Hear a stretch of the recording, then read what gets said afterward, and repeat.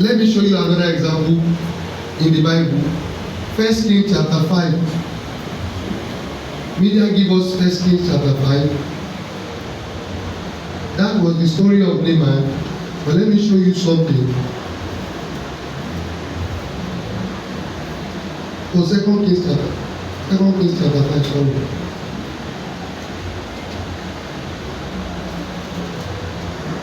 To go. He brought gift for Elijah. But Elijah said, you can go with the gift. But let's look at 2 Kings chapter 5. Let's look at verse 20 now. Let's start from verse 19. Alright, Elijah said to Naaman,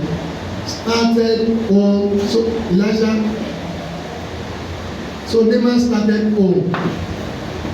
Again, next verse. But Gehazi, Elijah's servant, said to himself, my master shouldn't have let this fellow get away without taking his gift. I will chase after him and get something from him. I will do what? Chase after him and get something. Give me the next verse, please. So Gehazi caught up with him. When Naaman saw him coming, he jumped down from his chariot and ran to meet him. Do you see something that I'm trying to show you here? Naaman was moving on the chariot. Gehazi was running, chasing after him, but on a mission and an assignment that his master was not interested in.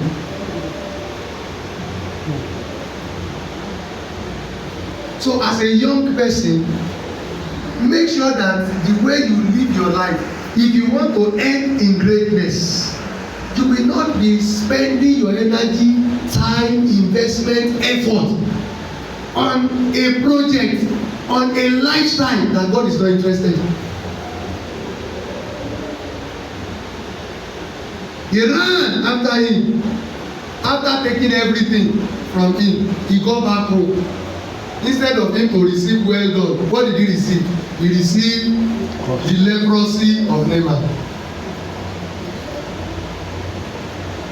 If you want your life to end in greatness, make sure that you are on an assignment. Make sure that you are on a journey. Make sure that you are on the path that God has proposed for your life.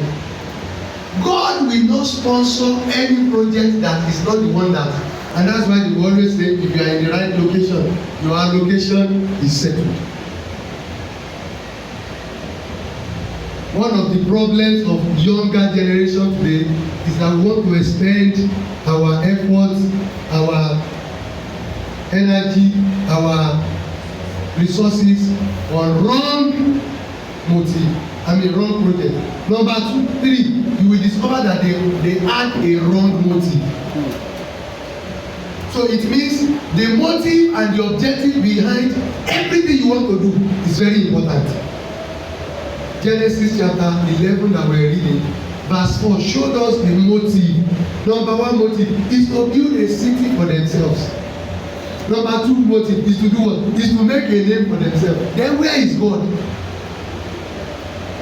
If everything you want to achieve in life has to do about yourself, it is no longer a life of greatness. It can only be a life of greatness when it is making impact in this world for God. If God is not in the equation of your life, it can never be balanced. They said they want to build a city for themselves. They said they want to do what? Make a name for themselves. And you will discover that each time that you are trying to remove God from the equation, God will introduce himself. But the way he will introduce himself, it may be disastrous. I'll show you another example in the Bible. Luke chapter 12. Luke chapter 12 now. So the motive you want to do, at which you want to do things, is very, very, very, very important. Luke chapter 12, let's start reading from verse 16. Media, Luke 12 from verse 16. Can we read together, everybody? And he told them this parable. The ground of a certain rich man yielded an abundance harvest. Next verse. And he thought to himself, what shall I do? I have no place to store my crops. Next verse. Then he said, I will do, this is what I will do. I will tear down my barns, build a bigger one. I will store